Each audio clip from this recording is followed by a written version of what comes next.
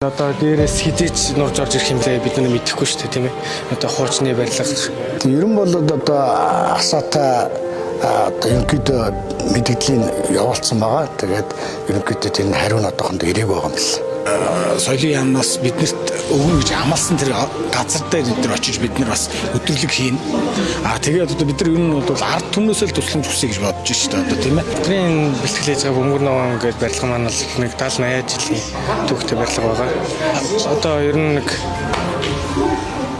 7-8 групп одоо зөв групп гэж явж байгаа. Тийм. Одоо цаг аваад бэлтгэлээ хийж байгаа. Нэгээс 2 цагийн зайтай ингээд бэлтгэлээ хийж байгаа. Одоо бэлтгэл хийж байгаа тэр юм та нар гэсэн ингээд харалтаа. Ийм тийм зүгээр годомчны одоо нэг зүгээр нэг заал байгаа даа шүү дээ. Тэгээд энэ өвөлдөө их хүйтэн зундаа халуун агаар сардлаас хорохгүй хуучны болохоор бид нар их ер нь хүндрэлтэй байдаг да. Монгол Улсын консерватор циркийн сургууль маань 85 жил хөгжсөн сургууль. Ерөнхийдөө бидэд циркийн сургууль маань хуучин цирк дээр хийдэг байсан. Тэгээ хуучин цирк дээр одоо хийхгүйгээр одоо энэ стандартын зааланд хийж байгаа. Энэ заал ерөнхийдөө стандарт таасан ганц одоо Монголд байгаа циркийн ганц зовлтын заал гэсэн үг шүү дээ. Дээшээ 12 м хүнд даацынхаа одоо дээрээс зүүдэг лонж энэ авах одоо тоног төхөөрөмжүүдийн юм бэхлэгдсэн байдаг учраас одоо стандартын заалаа л гэж яриад байгаа. Хүндрэлтэй шүү дээ. Тэгэл цирк бол итгэл гэдэг өрөөнд ороод бие биендээ итгээл найдаал хамгаалтан зогсоол энэ одоо дээрээс хідээч нурж орж ирэх юм блэ бид нар мэдэхгүй шүү дээ тийм ээ. Одоо хуучны барилга ер нь бол нэг улсын хэмжээнд нэг хамарж аваад нэг шинэ юмтай л болчмоор байна шүү дээ. Тэгэхээр анхандаа эдгээр чинь ингээ готловцаас солиод бүгдээрээ ясалж мөргөж орно бас хүндэлтэй хайрцан бие биентэйгээ тэгээд одоо бол ер нь тэгэл хүссэн л орж ирэл ингээл готалтайгаа инээ тэрэгээл тий одоо би тентхийн тэр инээ тэрэгээл нэг тиймэрхүү байдалтай байна л да. За бид нар бол асаа аренад ер нь орж бэлтгэл хийж үзээгүй. Орж ер нь үзээгүй ер нь. Тэгээд одоо бидний бэлтгэл хийж байрлаж байгаа газар бол энэ одоо хуучин цирк. Би бол тийш орж үзээгүй. Орж үзсэн гэж бодлоо хэлээд яах вэ? Ямар ч байсан л одоо сошиалор телевизэн дээр бол харж байгаа нь их л айтайхан болсон л харагдаж байна л. Тэгээд одоо яг стандартад нийцэж байгаа мó нөгөө татлага матлага юм байгаа мó гэдэг бол би үзээгүй учраас одоо энэ нэр би үнэхээр мэдэхгүй.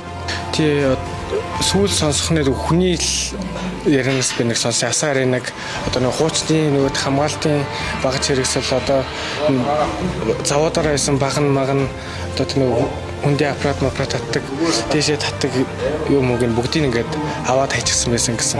Тэрийг бол байсан нэг хүнээс сонссон юм аа.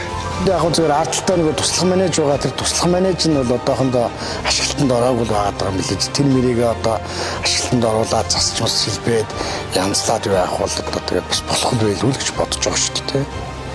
Тэр асаа аренад бол цаачлаа. Ер нь бол одоо асаата одоо ерөнхийдөө мэдгэдлийн явуулсан байгаа. Тэгээд ерөнхийдөө тэр нь хариу нь одоохондоо ирээг байгаа юм билээ. Тэгээд хилцээхаа шатанд л яваад байгаа юм байна л дээ. Циркийг ингээд арена болсон тал дээр нь нөвөл мэдсэн. Тэгээд бидний манай группийн байр сууриас болохоор ер нь сэтгэл ханамжийн хувьд бол нэг тиймэрхүү байгаа. Тэр чинь ховчлсон болго бид нарт ямар нэг улсын цирк гэж орохгүй шүү дээ. Ер нь тэр хүмүүстэй харилцаа үүсгэх гэж оролдоогүй дээ. Хүний лам бол хүний лам. Бид нар тэнд одоо тоглолын инээ тэрэгээл бид нар одоо Монголын жүжигчид гэл яваад очиход ямар хандах уу те түрээс мөнгө нь одоо бидрийг яаж боох уу тийм ээ сая л мэдэхгүй хүний юм бол хүний юм тийм хөвчлсөн болохоор биднэрт ер нь нэг оролцоод авах асуудал биш авах томчуудын асуудал авах гэж ойлгодог шүү дээ. Циркчд маань одоо ингээд энэ хүнд нөхцлөөс одоо гарах ямар шийдэл байна? Төр засгаас ер нь та нарт хэрхэн анхаарал хандуулж энэ талаар таас ярьж өгөхгүй. Ер нь бол одоо тэгэл та нар бол ямар байгааг ингээл нүдэрээ харж байгаа шүү дээ тийм ээ. Гэхдээ одоо бид нар өнгөрснийг юусоо эргэж харахгүйгээр одоо урагшаагаал харъя, урагшаагаа одоо бид нар өөр ямар шийдэл байна, тэрийг л эрэлхийлж чинь соёлын яамнаас одоо бид нар жишээ нь одоо энэ ногоон газар гэсэн. Гэхдээ тэрийг яг баталгаажуулах байна одоо 4 сарын 15 гэхэд одоо дэлхийн циркчдийн өдөр гэж тохиодог. Энүүгээрээ бид нар бас тэр циркийн 7 хоног гэсэн тэр өдрөлгийг одоо 4 сарын 15-нд нээж одоо энэ скватрын талбай дээр тэгээд тэр соёлын яамнаас биднэрт өгнө гэж амласан тэр газар дээр энэ очиж бид нар бас өдрөлөг хийнэ. Тэгээд одоо бид нар энэ нь бол ард түмнөөсөө л тусламж хүсье гэж бодож шүү дээ. Одоо тийм ээ.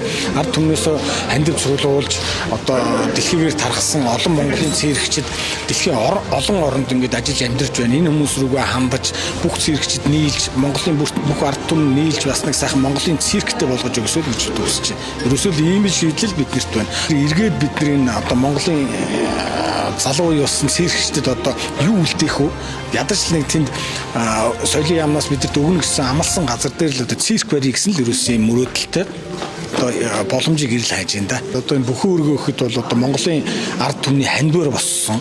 Тэгээ энэ одоо энэ жанраас бурхан байна бас Монголын ард түмний хандвар боссон учраас одоо 85 жил болох гэж байгаа энэ Монголын циркийг бас нэг циркийн байртаа болгохдоо Монголын ард түмэн бол татгалзахгүй хаа. Энд бол их тийм сэтгэл зүрхнээсээ оролцох болов уу гэж бодож байна.